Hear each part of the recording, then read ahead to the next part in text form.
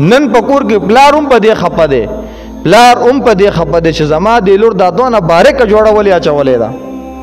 چې ما ته زما دا لور ټول ښکاري، خو پلار مجبور دی نشي ویلی لورې دا جوړه لري، ویلی شي. خاوند هم په دې خپه دی چې زما د ښځې دونه باریکه جوړه او دونه تنګ او فټ جوړولې اچولې ده چې د جسم دا ټول اندامونه مې رونه ویني، دا جسم دا ټول اندامونه مې پلار ته ښکاري. زه خو خاوند یم خیر دی، خو نشي ویلی خاوند مجبور دی چې دا جوړه لرې که دونه تنګه جوړه ما اچوه، دونه باریکه جوړه ما اچوه. ورور هم په دې خپه دی چې دا خور مې په دې کیفیت یا دا مور مې په دې کیفیت ولې ده، دا جوړه یې ولې ده چې لاندې نه پکې ترخونه ښکاري، دا جوړه یې ولې ده خپه کېږئ به نه، دا د معاشرې خبر، دا جوړه ولې ده چې دا دونه باریکه ده او دونه تنګه او فټ جوړه ده. خو ورور هم په دې مجبوره ده چې د خور ته ووایي خورې دا جوړه لرې که، د مجبورۍ نه یې برداشت کوو، د مجبورۍ.